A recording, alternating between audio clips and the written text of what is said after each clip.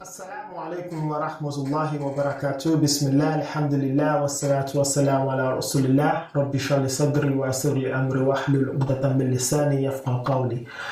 Welcome to the short Seerah Discourse, where we will be having a glimpse through the Seerah of the greatest man that ever set foot on earth, Muhammad sallallahu alayhi wa sallam. The aim of this discourse is to give you guys the chance to acquaint yourself with some of the key events in the life of Prophet Muhammad sallallahu alaihi wasallam. Of course, I can't do sufficient justice in this series due to the structural method of delivering the series, which is just a glimpse through some of the events in the life of Prophet Muhammad sallallahu alaihi wasallam.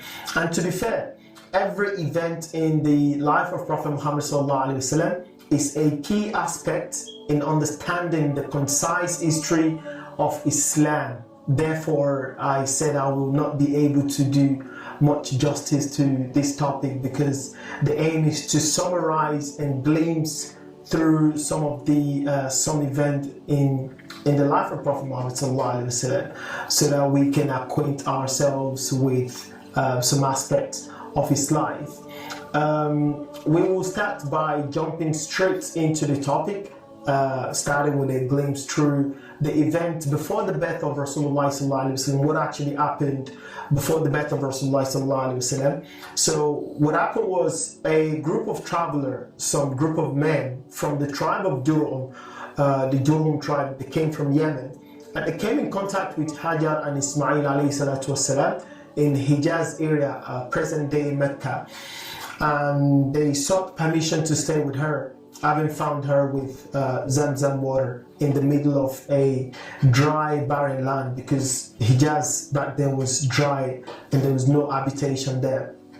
So the Jurhum tribe were actually the first tribe to inhabit Hijaz, and the authenticity of this can be found in some books written on history. For example, Ifran Sahid gave an account of this tribe in his book entitled The Byzantium and the Arabs in the 5th Century in 1989. He wrote the book in 1989.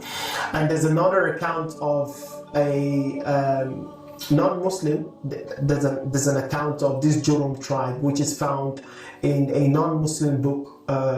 The book was written in 1880 by William Clouston, and it is entitled Arabian Poetry for English Reader. And in the section where it talks about the ancient Arab, that's where you can actually find information about this Jurhum tribe. So they do exist.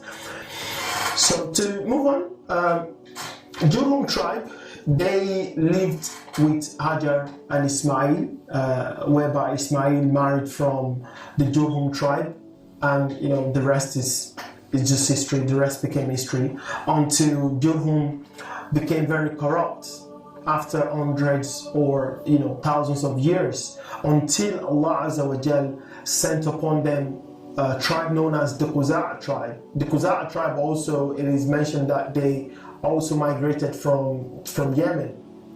So the Quza'a tribe drove out Jurhum tribe out of Mecca, and one of the leaders of the Quza'a tribe, his name is Amr bin Luhayl al-Khuzai, and I will talk about him later on. Amr bin Luhayl al-Khuzai, he was the first person to introduce idol worshipping in Mecca. He was the one who brought the famous and one of the biggest idol known as Hubal. He brought it from Hajar. And Rasulullah sallallahu alaihi wasallam mentioned something interesting about this man. He said in Bukhari that Amr bin Luhayl al-Khuzai is in hellfire, dragging his intestine, because he was the one that changed the religion of the Arab. After years has passed, another man by the name of Qusay bin Kilab, he was one of the noblemen of Quraysh. He was able to unify the Quraysh, and he led a revolt against Quza'a tribe, and he kicked Quza'a tribe out of Mecca. Now, Qusay bin Kilab has the control over all the authority of Mecca, by which he now controls Hijaba, what is known as Hijaba. Hijaba is like the guardianship of Al-Kaaba those who look after the structure of Al-Kaaba. He also controls Siqaya and Nifada, which is the provision of food and water to the pilgrims. He controls An-Nadwa, which is like House of Assembly, the parliamentary house, the House of Parliament of the Quraysh. He also holds control over Al-Luwa. Al-Luwa is like the banner of war. In other words, he is the one that has the authority to declare war. So these are the background, we've glimpsed through the early history of the life of Prophet Muhammad ﷺ, events that occurred before he was actually born. So we move on to the account of events after Hussein bin Kalab passed away. One of his grandson is known as Amr. Amr, he inherited one of the responsibilities of looking after the pilgrims in Mecca. And what Amr did was he would provide the pilgrim with food and drink, and not only that, he introduced something new to their meal by actually adding bread to their soup with meat.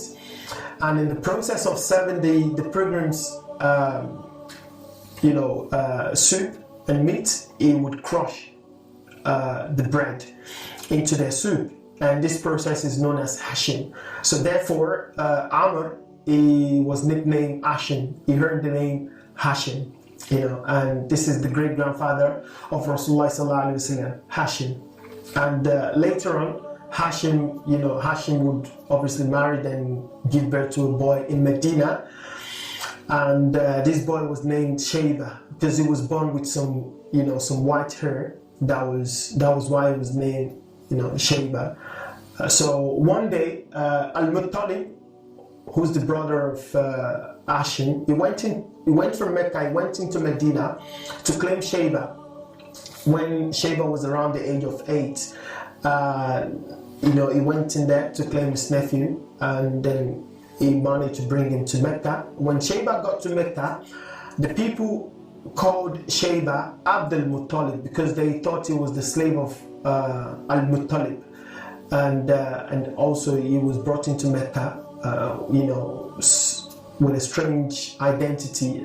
For example, someone with white hair, they've never seen such a person before, so they call him Abdul Muttalib. And later on, in future, Abdul Muttalib would uncover the well of Zamzam, because the Jurhum tribe, they've covered and sealed up the well of Zamzam. Obviously, they became corrupt, they became tyrannical, and they cover up the well of Zamzam. And Abdul Muttalib will be the one to uncover the well of Zamzam, which the Jurhum tribe sealed off. So we move on to the event, the account of Abraha and Al-Kaaba, when Abraha decided to destroy Al-Kaaba. I'm just literally, glimpsing through and summary, just to give you guys the idea of the events that happened before Rasulullah sallallahu alaihi wasallam was born, up until event that happened before Risala, before he received revelation, and events that happened after revelation. So I'm just taking this in sequence. So years later, a ruler in Yemen by the name of Abraha, he built a ground structure named Al-Qulais in Sana'a in Yemen. He built this structure in order to compete with Al-Kaaba in Mecca. And some of the tribesmen, they disliked this idea of this structure Al-Qulais that was built in Sana'a. So what they did was they desecrated the building, and in response to this act, Abraha decided to launch an attack on Mecca in order to destroy Al-Kaaba with the aid of an elephant. As Allah mentioned, Alam tara kayfa fa'ala rabbuka bi ashabil fil. The elephant, the ashab of the elephant, the companions of the elephant. Have you not seen how we destroy the companions of the elephant? And that was when Allah Azza wa Jal destroyed Abraha and his large army. So the year in which this incident occurred was the year in which Rasulullah sallallahu alaihi wasallam was born. So we move on to the actual birth of Rasulullah sallallahu alaihi wasallam, and I will glimpse through some of that some of the event that happened to Rasulullah sallallahu alaihi wasallam from childhood all the way through his youth up until the moment he received Risala. So the year Allah destroyed Abraha was the year Prophet Mohammad sallallahu alaihi wasallam was born, and it was known as the year of elephant. He was named Muhammad by his grandfather Shayba, also known as Abdul Muttalib. You know, his real name is Shayba, but it was known as Abdul Muttalib. Hence, we will use the name Abdul Muttalib. His father Abdullah had already passed away before he was born, and his mother took care of him until he was around the age of 6, where his guardianship will now be passed on to his grandfather Abdul Muttalib. And Abdul Muttalib also passed away when Rasulullah sallallahu alaihi wasallam was around the age of 8. And there are some stories which was narrated, which revolve around the birth of Rasulullah sallallahu alaihi wasallam. For example, he was born with his middle finger raised up, and all this legendary legend. I will not be going into that. I'm not even going to touch that. But I'd like to let you know that there are books written on the authenticity of stories that are narrated in the life of Rasulullah sallallahu alaihi wasallam. For example, there's a book called مختصر مشاع ولم يثبت في السيرة النبوية, summary of what is commonly narrated which are inauthentic in the Seerah of Rasulullah sallallahu alaihi wasallam. One example from that book is the story that when the Prophet sallallahu alaihi wasallam was a child, he would be the only person to be allowed to sit on the mat of Abdul Muttalib, and this mat is usually placed near the Kaaba. And that story is not authentic because the chain of this narration is known as is munqati, which is broken. And Ibn Sa'd, an historian, he wrote a book called Tabaqat. He narrated it from Al-Waqidi, and Al-Waqidi is rejected. Imam al-Dhahabi also mentioned a weak narrator in the chain of that story. And the name of the person is Abdullah bin Shubayb. Abdullah bin Shubayb. Anyway, moving on. So now the custody of Rasulullah sallallahu alaihi wasallam was passed to his uncle Abu Talib. Abu Talib, which is one of the sons of Abdul Muttalib, who now looked after Rasulullah sallallahu alaihi wasallam for the next 40 years. He protected him, and he stand as a protector against all the plots and plan of the people of the Quraysh. But anyway, like I said, we have in a glimpse, if you want to say, if you like, a glimpse through the life of Prophet Muhammad sallallahu alaihi wasallam. So we'll move on to his marriage to Khadija radiallahu anha.